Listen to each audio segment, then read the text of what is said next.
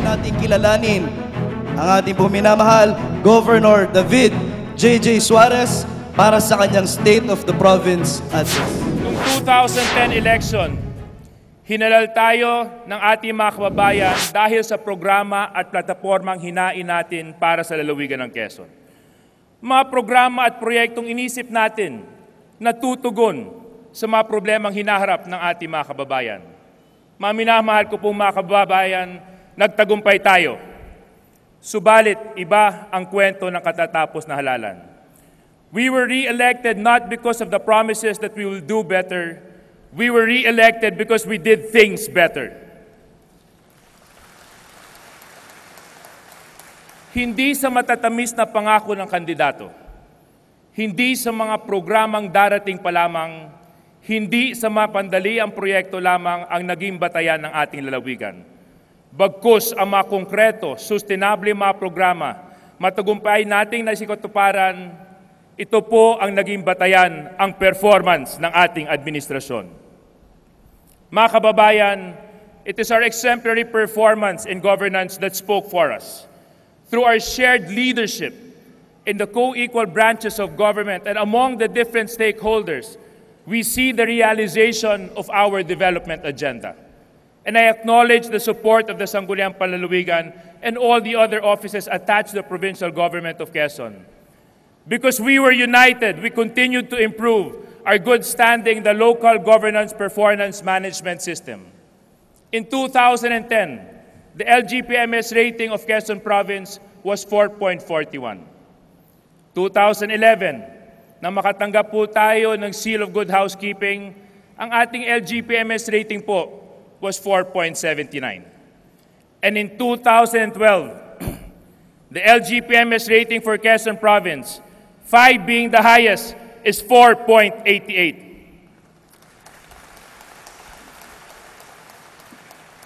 And because of our consistency in the development efforts, it paved the way for our province to be awarded once again the Seal of Good Housekeeping mula sa DILG. This shows that we excelled in local governance. We excelled in the areas of administrative, social, economic, and environmental governance. We excelled in transparency, participation, and we excelled in financial accountability, worth the emulation of other local governments.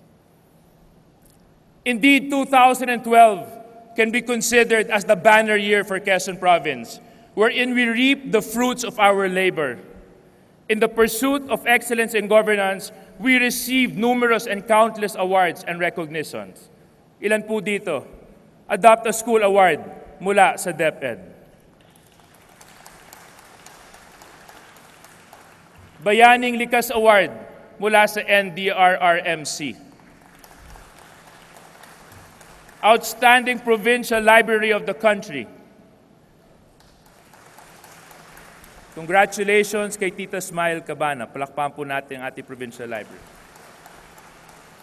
Mines and Geoscience Bureau Plaque of Recognition mula sa DNR. Department of Health Recognition for our effective healthcare program. At makasama, tinanggap din po ng lalawigan ng Quezon ang isa sa mga pinakamataas na parangal na pwedeng matanggap ng isang local government unit, at ito ang Galing Po Award for 2012. At nitong nakarang Miyerkules lamang, tinanggap natin ang panibagong parangal mula sa National Disaster Risk Reduction Management Council para sa ating programang Quezon's 2-in-1. Mga minamahal ko pong mga kababayan, balikan po natin ang makasaysayang araw ng June 30, 2012, kung saan ang 37 nating mga kababayan ay nagtungo sa dalampasigan upang magtanim ng punong bakawan.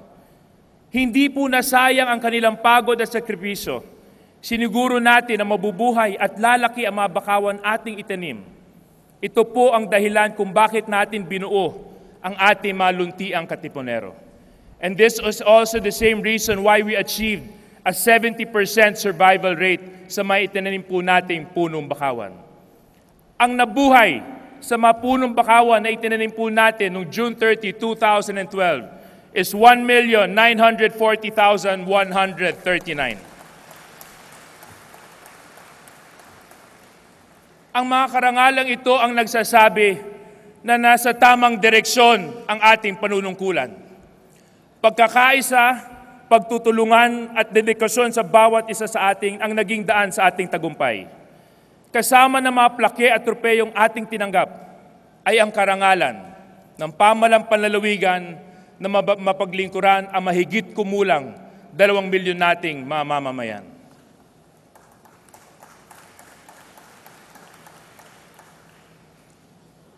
Sa simula pa lang ng aking unang termino, hinarap po natin ang malaking hamon at suliranin sa sektor ng kalusugan. Kakulangan ng mga gamit pang-medikal, sira-sira at tumutulong mga gusali, kakulangan ng supply ng gamot, at kung meron man, napakamahal ng presyo nito. At hindi maayos na pagbigay ng serbisyo sa ating mga pasyente. Ang sabi nga ng ilan, tila mas lalala pa ang karamdaman kapag ipinasok sa ating mga government hospitals. Masakit man pakinggan, ngunit ito ang katotohanan. Binigyan natin ng pansin ang usaping ito. Ngayon, meron na po tayong state-of-the-art CT scan, X-ray machines and ultrasound machines, dialysis center at blood bank, pinakamaganda sa ating region. Ang kauna-unahang Women's Health Center na may cryotherapy at mammography machines ay matatagpuan din po sa lalawigan ng Quezon. Noong 2010, lahat pong ito ay mga pangako lamang. Ngayon, lahat pong ito ay isa na pong kaganapan. Itanayo po natin ang serbisyong Suarez Help Desk upang umagapay sa mga pasyente at sa kanilang mga pamilya na papasok sa ospital. Nagsilbi itong kaagapay ng marami nating mga kababayan at mga kasama. Sa loob ng 3 taon, meron na po tayong 72,699 na kababayan na natulungan ng serbisyong Suarez Help Desk. Ipinutupad din po natin ang lingap kalusugan sa barangay o mas kilala bilang serbisyong Suarez Medical Coupon upang mas mabilis natin maipabot ang tulong medikal ng ating pamalang panlalawigan sa ating mga kababayan. Mga kasama, sa loob lamang ng 2 taon, meron na po tayong 136,819 kababayan na natulungan ng serbisyong Suarez Medical Coupon. Gusto ko po magpasalamat sa lahat ng mga mayors at mga kapitan. Kayo ang naging kaagapay ng lalawigan ng Quezon para matulungan ang mga kababayan natin may karamdaman. Palakpakan po natin ang ating mga punong bayan at ang ating mga barangay captains. Ito rin po mga kasama ang proyekto na pinagkakainggitan ng lahat ng mga lalawigan at mga bayan sa ating bansa dahil tayo lamang sa buong Pilipinas ang may health coupon program na pinatutupad sa isang local government unit. At ito din po ang rason kung bakit po natin natanggap ang Galing Puok Award for 2012. Mga kasama, pakinggan po natin ang isa sa mga kababayan natin na natulungan ng serbisyong Suarez Medical. Gusto ko rin pasalamatan ang serbisyong Suarez sa pagbibigay sa aming po ng barangay ng mga kupon.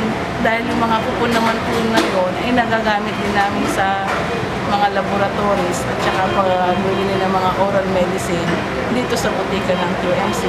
Kung hindi man po namin magamit para sa aming sarili, nagagamit din po namin sa miyembro ng aming pamilya. Sa pamamagitan po ng mga bagay na yun, nararamdaman po namin na kahit ganito na yung sitwasyon namin, nabibigyan pa rin po ng halaga ng gobyerno yung buhay namin bilang tao. Lord, maraming salamat po sa lahat ng tulong na ipinagkakaloob sa amin, lalong-lalo na po sa aming mga dialysis patient. Sana po hindi kayo magsawa na patuloy kami tulungan at pagkalooban ng mga biyaya sa abot ng inyong makakaya sapagkat talaga pong kailangan namin ang tulong ng gobyerno. Pasensya na po kayo sa audio. Siniguro rin natin na maglilingkod ng maayos at tapat ang mga kawani ng ating ospital sa paglulunsad ng Serbisyo May Ngiti Program kalinsabay ng pagbubuo ng Discipline Committee para sa mga empleyadong hindi tatalima rito. Nagpapasalamat po ako sa mga positibong pagtugon ng ating mga kawani ng ating pampublikong ospital. Mga kasama, pag-usapan po natin ang Quezon Medical Center. Quezon Medical Center was designed to be a 250-bed capacity hospital. Subalit, araw-araw, ang pumapasok sa loob ng Quezon Medical Center ay hindi po bababa ng 360 patients. At ang pinakamataas na bilang na pasyenteng pumasok sa Quezon Medical Center sa loob ng isang araw ay umabot po ng 480 patients. Ito po ang dahilan na pinag-uugatan na maraming problemang hinaharap ng ating ospital. Ano po ang naging pagtugon natin dito? Pagandahin, ayusin ang lahat ng mga ospital kasama ng ating mga district hospitals upang doon pa lamang ay matugunan natin at mapagaling natin ang mga pasyente nang gagaling mula sa ika-una, ikalawa, ikatlo at ika-apat na distrito ng ating lalawigan. Ito ang nagawa ng ating administrasyon. Construction of Quezon Medical Center Annex. Construction of a new building for Gumaca District Hospital. Construction of a brand new Claro M. Recto District Hospital para sa Infanta. Construction of Ginyangan Community Medicare. Construction of a brand new operating room and delivery room para sa Candelaria Municipal Hospital. Construction of Magsaysay District Hospital sa Lopez. At pinaganda din po natin ang mga community Medicare sa bayan ng San Francisco, San Narciso at Unisan. Isinagawa din natin ang mga mobile at surgical missions sa iba't ibang distrito ng ating lalawigan upang ang mga kababayan nating ooperahan ay hindi na po kinikailangan pang lumuwas sa Lucena o sa Maynila at gumastos ng malaki. Sa loob ng 3 taon, meron na po tayong 1,603 mga kababayan na tulungan ng programang ito. Nagpapasalamat po ako sa Department of Health sa inyong patuloy na pagsuporta at pakikisa sa pagpapaunlad ng sektor ng kalusugan sa aming lalawigan. Nagpapasalamat din po ako sa City Government of Lucena sa pangunguna ni Mayor Dondon Alcala sapagkat naging positibo ang inyong pagtugon sa ating kahilingan na magtulungan ang lungsod na Lucena at lalawigan ng Quezon sa pagpapaganda ng Quezon Medical Center.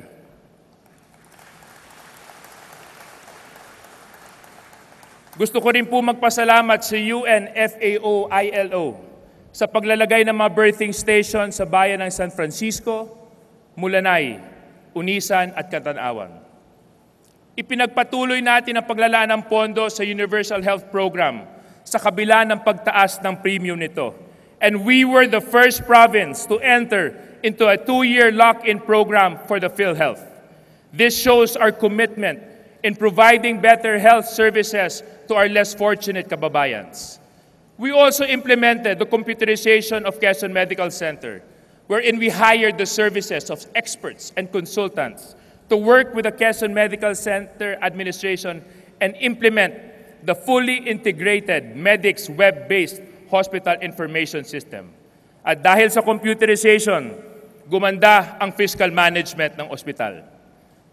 Dahil sa computerization, mas naging transparent ang operations ng Quezon Medical Center. At dahil sa computerization, naging efficient ang record management dito. Hindi po kinailangan magantay ng mahabang panahon upang makita ang magandang epekto ng computerization sapagkat sa loob lamang ng 1 buwan, sa pamamagitan ng computerization, nagkaroon ng 1.5 million pesos dagdag koleksyon ang Quezon Medical Center. Mr. Rosendo Go, please stand up to be recognized. And to your team, keep up the good work and congratulations. With the success of the MEDICS program in Quezon Medical Center, we can also expect computerization to happen in all our district hospitals. Hindi po matatapos sa infrastruktura ang ating programang pangkalusugan. Kung meron po tayong mapapansin sa mga programang pangkalusugan ng ating pamahalang panlalawigan sa nakalipas na 3 taon, marami po dito ay nakatuon sa curative side ng ating healthcare program. Ngunit sa ating bagong mandato, ang bibigyan pansin ng ating pamahalang panlalawigan for the next years to come ay ang preventive side ng ating healthcare program. Mas mainam po na maiwasan natin ang mga kababayan sa pagkakasakit kaysa tulungan natin sila sa pagkakataon na sila ay may karamdaman. Dito po natin palalakasin ang ating mga Nutrition Council. Dito po natin mas bibigyang karagdagang pagsasanay ang ating BHW. At dito rin po natin patitibayin ang ating ugnayan sa mga lokal na pamahalaan at pribadong samahan. Our healthcare program is not just about addressing the lack in infrastructure. Our healthcare program is just not about improving the services of our hospitals. Our healthcare program is about developing and nurturing a healthy and dynamic society for Quezon Province. And dynamism is what our youth sector should possess. Our objective in education is not only to educate the youth, but to make them globally competitive. Na kung saan mang bansa magtungo ang isang kabataang Quezonian, kaya niya makipagsabayan kanino man sa galing at husay sa iba't ibang larangan. Ito po ang prinsipyong pinagtutuntungan ng ating administrasyon. Balikan po natin ang muka ng sektor ng edukasyon nung tayo ay nagsisimula pa lamang. Kakulangan ng silid-aralan, kawalan ng mga computer laboratories, mataas na level ng malnutrisyon, labis na kakulangan ng mga daycare centers, at hindi kagalingan na performance ng ating mga mag-aral. Pinalakas natin ang pundasyon ng ating mga kababayan. Sinimulan natin magpatayo ng mga daycare centers at sa kasalukuyan, meron na po tayong 28 brand new daycare sa 4 na distrito ng ating lalawigan. Subalit mga kasama, hindi po natapos dito ang ating programa para sa daycare. Sumailalim din ang 82,929 daycare pupils sa supplementary feeding program na ipinatupad po natin sa loob ng 2 taon. Maraming salamat sa DSWD, maraming salamat sa mga local government units for improving the malnutrition level here in our province. Mga kasama, sa pagkakataong pong ito, pakinggan po natin ang kwento ni Trisha Ann Sedan mula sa bayan ng Mauban. Salamat po sapagkat karami po kami narenta saka po kasama na po ang tanghalian. Natutuwa nga po si Mami at nakakain na ng gulay at nataba na din. Maraming salamat po sa Gobernador J.J. Suarez. Nasa 3 taon na rin po ang ating NutriJuice School-Based Supplementary Feeding Program. Umabot sa 35,220 Grade 1 pupils ang nakinabang dito. Nakita rin natin ang agarang pagbabago ng ating mga kabataan na nakinabang sa NutriJuice program. Nagkaroon po sila ng additional 2.3% increase sa kanilang timbang. Tumaas din ang kanilang resistance para labanan ang mga infeksyon. Bumaba ang absenteeism at ayon sa kanilang mga guro, tumaas din ang kanilang academic performance. Coca-Cola, maraming salamat.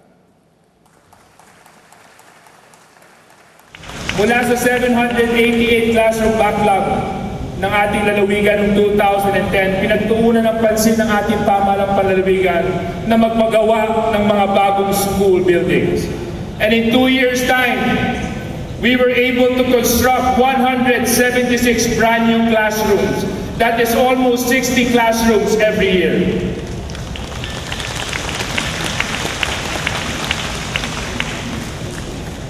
Ako po ang ama ng lalawigan ng Quezon. Ako din po ay ama sa aking anak na si Atal. And what I want for my child is the same thing that I want for the children of Quezon Province. I want you to have the best. I want you to have the best opportunities to harness your potentials. And I want you to be the best that you can be. And this is the reason why we put up Quezon Science High School.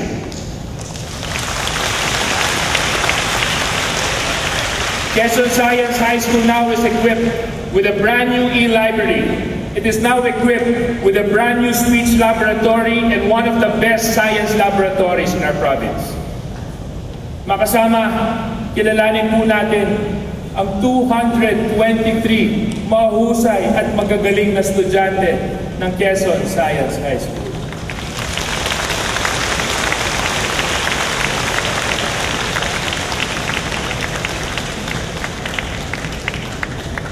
Ma'am Esel, magandang umaga din po to the faculty. At upang matiyak natin na magiging maayos ang kanilang buhay sa loob ng paaralan, simulan na natin ang pagpapatayo ng brand new 3-story dormitory and 8 additional classrooms para sa Quezon Science High School.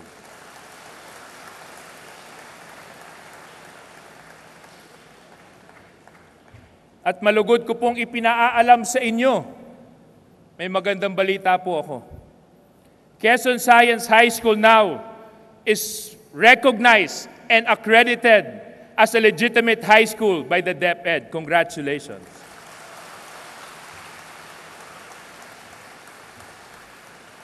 Kasabay ng pagpapatayo ng Quezon Science High School ay ang ating malawakang computer literacy program. Sa ating pagnanais na makasabay sa takbo ng teknolohiya ang ating mga mag-aral sa high school, nagpatayo po tayo ng 55 air-conditioned computer laboratories with LCD projector. At namahagi po tayo ng 1,375 computer units sa loob ng 2 taon. Umabot sa 34,107 na mag-aral ang nakinabang sa ating computer literacy program. We eagerly implemented this program to provide a level playing field for high school students, where quality education should not only be available in the private school system, but should be available to everybody. Kahapon, nalathala sa isang pahayagan na nagpasa ang ating Senador Juan Engardo Angara ng Senate Bill 198 para sa establishment ng mandatory computer schools sa ating public elementary at secondary schools. Maganda po ang batas na ito. Pero sa lalawigan ng Quezon, nasa ika-4 na taon na natin pinatutupad ang computer literacy program. To the father of the computer literacy program, Congressman Danny Suarez, maraming salamat. Inspirasyon din sa ating paglilingkod ang patuloy na pagdami ng scholars sa pamamagitan ng mas pinalawak at mas pinaganda nating Serbisyong Suarez Scholarship Program. 2010, meron po tayong 510 scholars. 2011, meron po tayong 2,391 scholars. At 2012, nagkaroon po tayo ng 6,809 scholars. And 2013, sa kasalukuyan, meron na po tayong 8,566 scholars province-wide. At sa mga pinaaral ng ating pamalang panlalawigan, meron na pong 1,375 mga bata na nakapag-graduate na at karamihan sa kanila ay may trabaho na, tulad ni Cristel Averion. Ako po si Cristel Averion at ito po yung nanay ko, si Leonila Averion. Hindi ko po malilimutan yung tulong po ni Gob. Sobrang laki po talaga na naitulong niya sa pag-aaral ko. Nakatapos po ako ngayon po, may trabaho na ako. Nakakatulong na po ako sa pamilya ko. Pangarap ko pong maiahon po sa hirap ang mga magulang ko. Tapos mapag-aral po lahat yung mga kapatid ko. Kasi pananiwala talaga ang edukasyon talaga ang sagot sa paghihirap natin. Maraming salamat po Governor J.J. Suarez sa pagtulong niyo po sa akin. Nakamit ko na po yung pangarap ko makatapos. Ayun po. Nakakatulong na po ako sa mga magulang ko. Super thank you po talaga. Malaki po talagang bagay. Gusto ko pong ipaalam sa inyo mga kasama, si Cristel sa kasalukuyan ay nagtatrabaho na sa Generics Pharmacy sa bayan ng Candelaria. At gusto ko rin po ipaalam sa ating mga scholars na inatasan ko na po ang ating PESO, Provincial Employment Service Officer, sa katauhan ni Attorney Melo Jean Puache, na siguraduhin na ang kukuning kurso ng ating mga scholars ay demand-driven. We should advise them, guide them properly to ensure that once they graduate from their collegiate courses, malaki ang tsansa na makukuha sila sa mga trabahong inahanap nila. This is to address the issue of mismatching and unemployment in our province.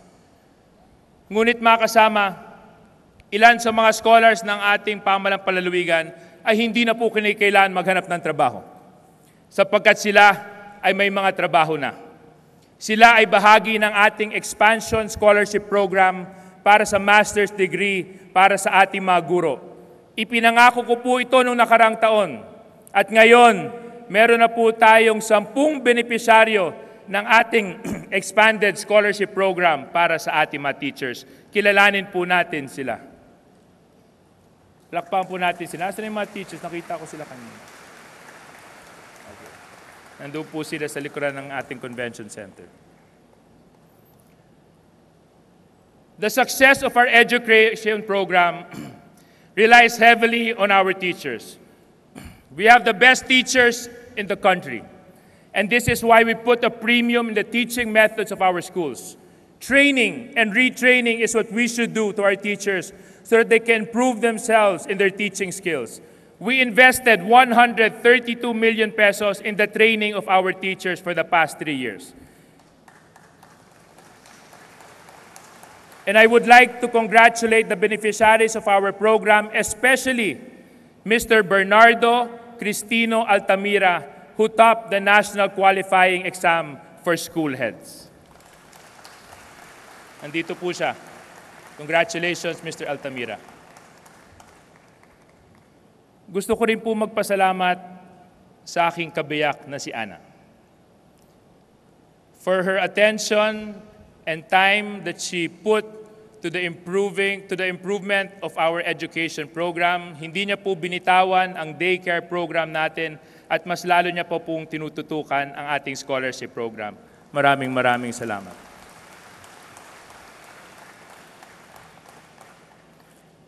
Tinutukan natin ang lahat ng mga programang pang-edukasyon. Sa elementarya, sekundarya, sinuportahan natin ang mga training and retaining program ng ating mga guro. Patuloy po natin pinabababa ang level ng malnutrition sa ating mga mag-aral. At tinugunan po natin ang mga problema sa kakulangan ng pasilidad at silid-aralan. Ang tanong na dapat po natin sagutin mga kasama ay ano ang naging epekto nito sa mga mag-aral ng ating lalawigan. Noong nag-uumpisa pa lang tayo, out of 16 school divisions in Region 4A, ang Quezon Division ay rank 11 in our region. And after 2 years sa ilalim ng Serbisyong Suarez, humakbang po tayo ng 6 na pwesto from rank 11. Division of Quezon now is ranked 5 in Region 4A. Mr. Tolentino Aquino and to the DepEd family, congratulations and keep up the good work. Hindi lamang scholarship training program ang pinagtuunan ng pansin ng ating pamalan. We wanted to offer high-quality, affordable education to our far-flung communities. We partnered with the Southern Luzon State University, one of the more reputable universities in our province, and the local government of Catanawan, at itinayo po natin ang SLSU Catanawan Campus. Bukas na po ito at marami na po tayong mga mag-aral na kumukuha ng kurso sa computer technology, industrial technology, mechanical technology.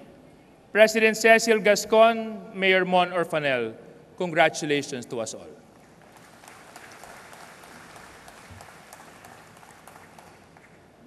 Ang antas ng kalusugan at edukasyon ng isang pamilya ay nakasalalay sa kanilang kabuhayan.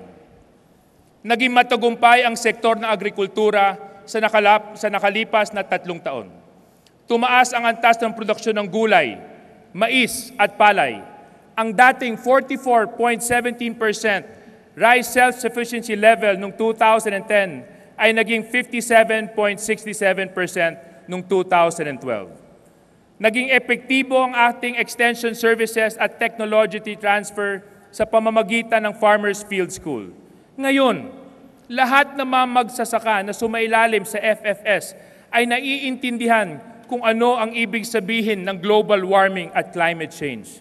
Ito po ang dahilan kung bakit ang production level ng ating lalawigan ay hindi tuwirang naapektuhan ng global warming at climate change. Pinalakas natin ang mga rural-based organizations tulad ng RIC, 4-H Club, Samahan ng mga Magsasaka at Mangingisda, Kalipunan ng Liping Pilipina sa ating lalawigan. Nagpakaloob po tayo sa kanila ng mga proyektong pangkabuhayan. At isa sa kanila ay ang Pinagdanlayan RIC Multipurpose Cooperative na matatagpuan sa bayan ng Dolores. Pinagkalooban natin ng bagong processing center para sa kanilang tiyaang salabat. Ngayon, mas nasusuplayan na ninyo ng malaking order sapagkat meron na kayong bagong processing center.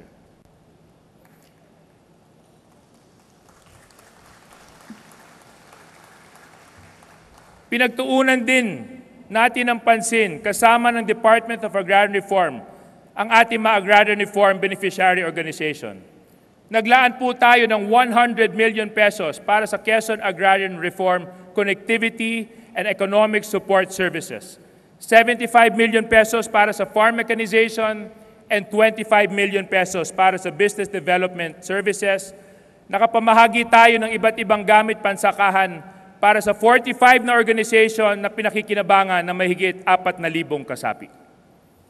Isa po sa nakinabang dito ay ang Carlagan Agrarian Reform Beneficiary Organization, isang kooperatiba na matatagpuan sa isang napakalayong barangay sa isla ng Bordeos. Sila po ay nagbabiyahe ng saging. Dati umaasa po sila sa mga bangka na bumabiyahe papuntang Real o manaman, minsan nag-aarkila pa. Ngunit ngayon, dahil meron na po silang sariling 15-tonner na bangka na nakakargahan ng kanilang saging, natitiyak ko na mas magiging mabilis ang inyong pag-asenso.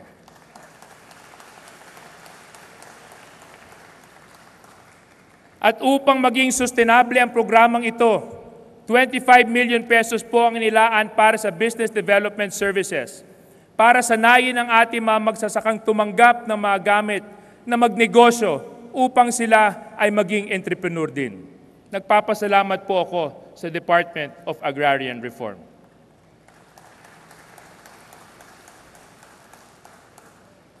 Naging malikot ang paggalaw ng presyo ng kopra sa ating bansa. Labis na naapektuhan nito ang pamumuhay ng ating mga magsasakanyog. Kung kaya't bukod sa planting, replanting, and coconut fertilization program na isinulong natin sa coconut-based integrated farming system, mga kasama, ipinakikiusap ko po sa Sangguniang Panlalawigan na magpasa ng isang resolusyon na ipinahahayo natin sa national government ang posisyon ng provincial government tungkol sa usapin ng Coco Levy Fund. At ang posisyon natin, ibalik ang pera sa pinanggalingan, ibigay ito sa magsasakang magniniyog.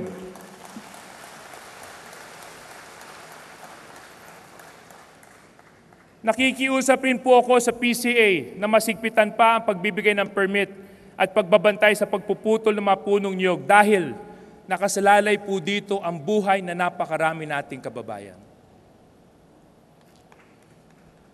Maituturing po natin na waran ang lalawigan ng Quezon sa pagdating sa organikong pagsasaka. Kinilala tayo ng buong Pilipinas. Malimit po tayong imbitahan ng ibang lalawigan para ibahagi sa kanila ang ating organic agriculture program. At nung isang araw lamang, nakatanggap tayo ng imbitasyon mula sa Vrendes Le Landen Country Office in Vietnam upang ipresenta ang Quezon Organic Agriculture Program sa isang international conference in institutionalizing organic agriculture. At mga kasama, inatasan ko po ang ating provincial agriculturist, Mr. Obet Gaho, na pumunta sa Vietnam at ibahagi sa ating mga karatig bansa sa Southeast Asia ang programang pinatutupad natin sa lalawigan ng Quezon. Obet, siguraduhin mo lang bumalik ka. Ngayong taong ito, ipinatupad natin ang Quezon Farmers Productivity Enhancement Program. This is the most ambitious agriculture program the provincial government has ever undertaken. Mga kasama, ano po ba ang buhay ng ating mga magsasaka? Ang buhay ng isang magsasaka ay umiikot sa sistemang pagkautang. Uutang po siya para magtanim. Uutang po siya para may handa ang kanyang lupa.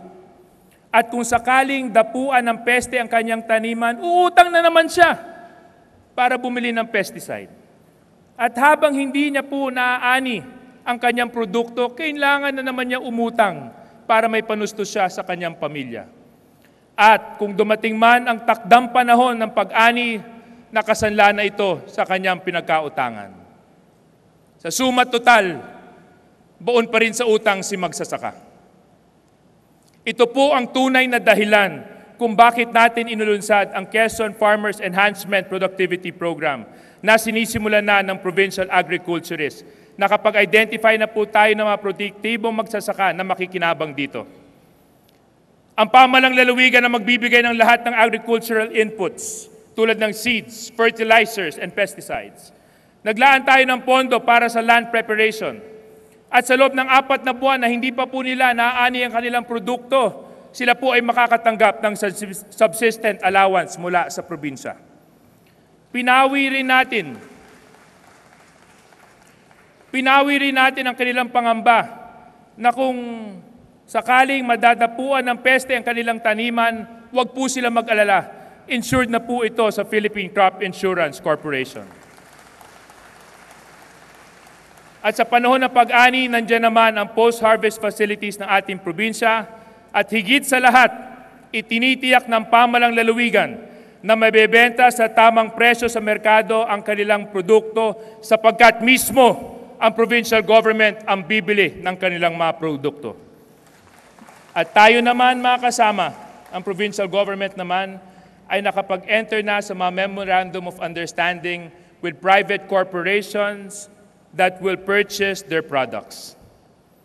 Dahil sa programang ito, ang magsasaka na may 1 hektaryang tanima mais na dati ay kumikita lamang ng 5,000 piso sa ilalim ng Quezon Farmers Enhancement Productivity Program, ang isang magsasaka na may 1 hektaryang lupang inaasikaso ay pwedeng kumita pinakamaliit 25,000 pesos. Pakinggan po natin ang kwento ni Ma'am Arsena Abarientos ng Katanawan. Dumating po yung panahon na nagkaroon po ng mga training na ito po ay ginaganap sa bayan-bayan. Ako po ay sumali para po matuto ako sa tamang pagtatanim ng mais. Ako po ay nagpapasalamat dahil ako po ay isa sa nabigyan ng biyaya na galing po sa ating butihing gobernador na sana po ay ako po ay maging isang halimbawa hindi lamang po sa aming pamilya, ganun din po sa aming mga kabarangay. Sa ganitong paraan, naniniwala po ang inyong lingkod na higit natin mabibigyan ng pagkakataong mabuhay ng maayos at marangal ang ating bayani magsasaka. Dumako naman po tayo sa ating mga kababayang mangingisda. Quezon Province has 34 coastal municipalities. Subalit, ayon sa datos, patuloy na bumababa ang huli ng ating maliliit na mangingisda. Dati, sa paglaot ng ating mga isda. Hindi pa kalayuan mula sa pangpang ng dagat. Sigurado pagbagsak ng lambat at pag-angat nito, meron na siya para sa kanyang pamilya, may madadala pa siya sa palengke. Ngunit hindi na po yan ang sitwasyon ngayon.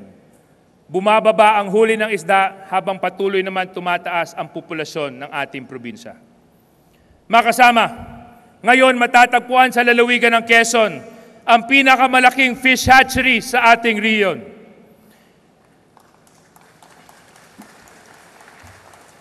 A fish hatchery that produces 200 million fingerlings ng bangus, pampano at sibas.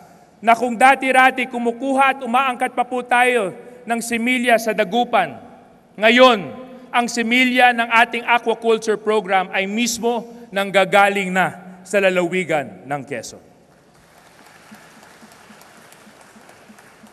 This will support the program that we have already implemented in the municipalities of Padre Burgos, Unisan, Gumaca, Lopez, Calawag, Perez, Mauban at Real, where we have implemented 70 fish cages already. Mga kasama, our fish hatchery program is the heart and soul of our aquaculture development. Nagpapasalamat po ako kay Congressman Danny Suarez at saka sa BIFAR. Sila po ang nag-isip at nag-conceptualize ng programang ito. Palakpakan po natin si Congressman Danny Suarez.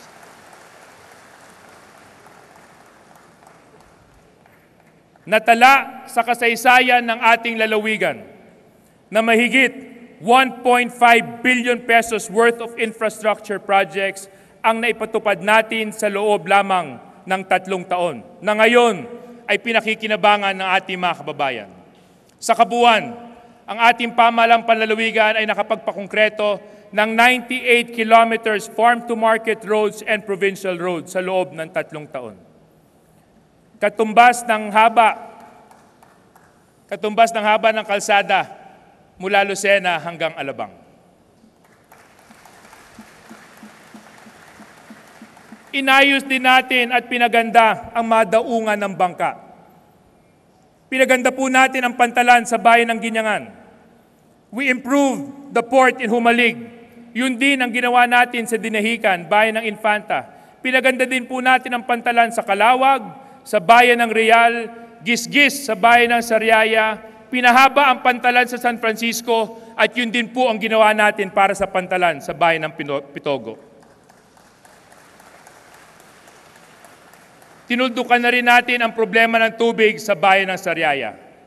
Dati-rati, tuwing 2 araw lamang ang daloy ng tubig sa bayan ng Sariaya. Subalit ngayon, araw-araw na.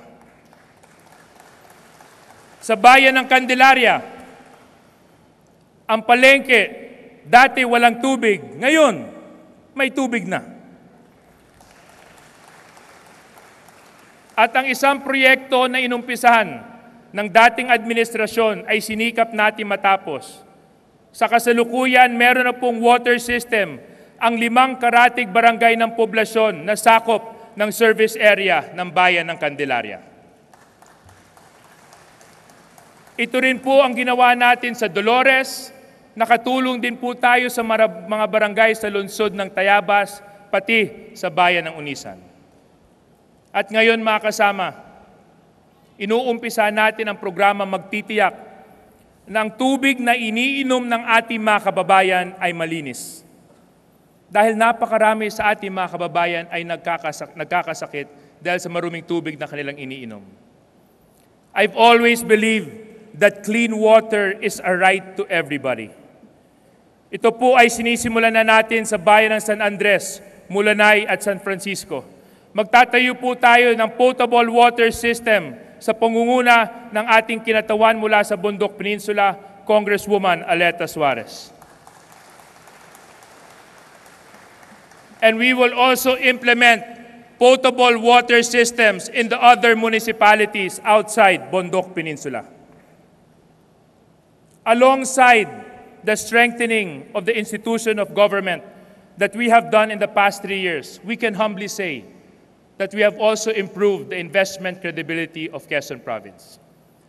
Because of the reforms and policies that we have implemented and the continuing peace and order situation in our province, Quezon Province now is an investment-friendly province. Noong 2012, 84.3 billion pesos worth of investments were committed to our province. Noong nakaraang State of the Province Address, binanggit ko po sa inyo na may linaw na ang extension ng South Expressway papunta sa lalawigan ng Quezon. Ito po ay kinumpirma ng ating mahal na Pangulo sa kanyang State of the Nation Address na sinabi niya matutuloy na ang extension ng SLEX papunta sa lalawigan ng Quezon.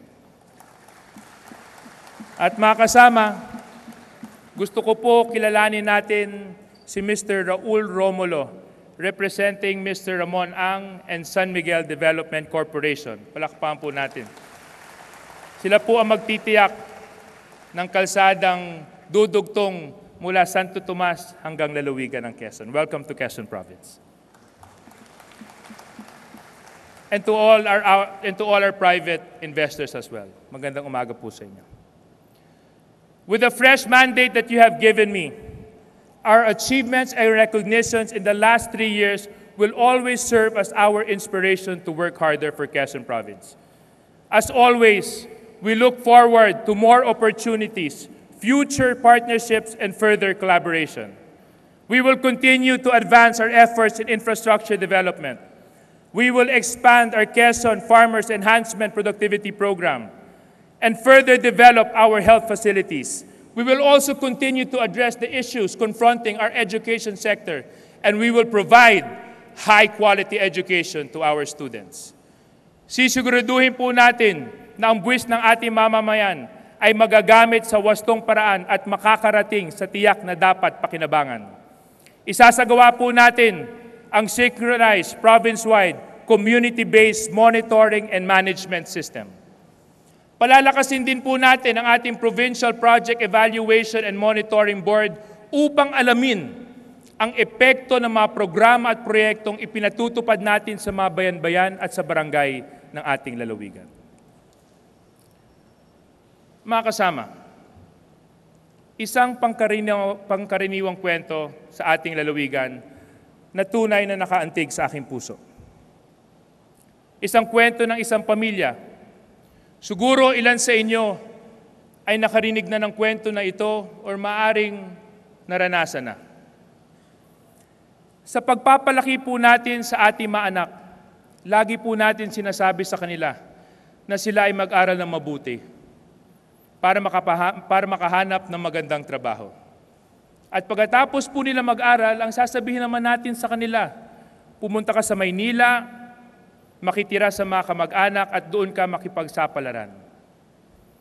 At kung makakahanap man ng trabaho, siguradong may iwan niya sa probinsya ang kanyang mahal sa buhay at ang kanyang pamilya. Ito po ang kwento na nangyayari sa anumang barangay sa ating lalawigan. Mga kasama, bakit hindi natin baguhin ang kwento? Bakit hindi po natin gawin na ang mga trabaho na hinahanap ng ating mga anak ay mahahanap nila sa ating probinsya? Bakit hindi natin tiyakin na makikinabang sa galing, talento ng ating mga kababayan ay hindi ang ibang bansa, hindi ang ibang lalawigan, kundi mismo ang lalawigan ng Quezon? At bakit hindi natin gawin na dito sa ating lalawigan may oportunidad na naghihintay para umasenso ang ating mga kababayan? Minamahal ko po mga kababayan, samahan po ninyo ko sa aking pangarap. At ang pangarap ko para sa lalawigan ng Quezon ay itayo ang Quezon Special Economic Zone.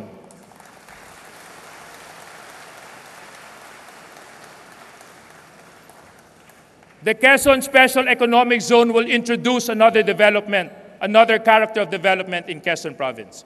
Other than being known as a purely agricultural province, we will have an industrial character in terms of development.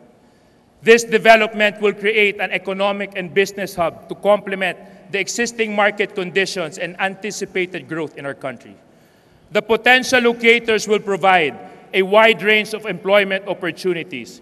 Agriculture and fisheries sector will have value added in their products through the provision of canning, cold storage facilities, research centers for agriculture and fisheries will be set up to spur innovation. Makasama, matitiyak din po natin na matutuunan natin ang pansin at ang malaki ng problema sa ating lalawigan at ito ang kawalan ng trabaho sa probinsya ng Quezon.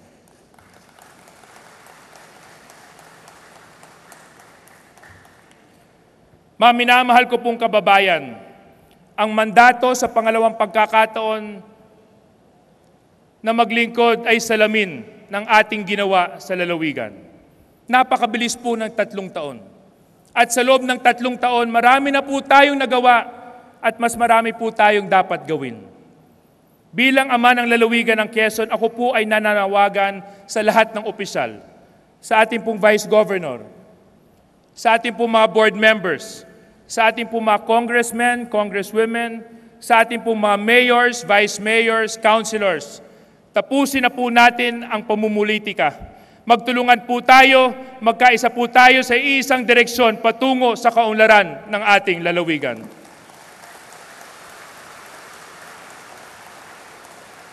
At kung kayo po ay may mga programa at proyekto na magbibigay solusyon sa mga problemang hinaharap ng ating mamamayan, makakaasa po kayo na kasama ninyo, kabalikat ninyo, ang Serbisyong Suarez. Mga minamahal ko po mga kababayan, tulad ng ipinakita natin sa Quezon's 2-in-1, sa Nugnugan Festival na mamaya ay muli nating sisimulan, ang lahat ng mga programa at proyekto ng ating pamahalang panlalawigan ay hindi lamang pagtugon sa mga problema at suliranin hinaharap natin ngayon. Tiyak, ang mga programang sinimulan natin ay pakikinabangan ng susunod na henerasyon. Matagumpay ang Serbisyong Suarez sa iba't ibang larangan. Kalusugan, edukasyon, agrikultura at kalikasan, umani pa po tayo ng napakaraming parangal. Naniniwala po ako na dahil sa ating ipinakitang pagmamahal at pagmamalasakit sa bayan, sa ating pakikipaglaban kung ano ang tama at nararapat para sa ating lalawigan, at dahil sa mga reformang sinimulan natin na nagdulot ng kaunlaran, makalipas po ng 10 taon, makalipas po ng 20 taon o maging 100 taon, babalikan ng susunod na salinlahi ang ating kasaysayan at magpapasalamat sila sa magandang bukas na ating ipinamana. Sa inyo pong lahat, mga minamahal ko pong mga kababayan, maraming salamat. Mabuhay po ang lalawigan ng Quezon at mabuhay tayong lahat. Puno ng saya ang gabi ngayon, ang lahat ng ito'y pangarap ko na paulit-ulit na dinadala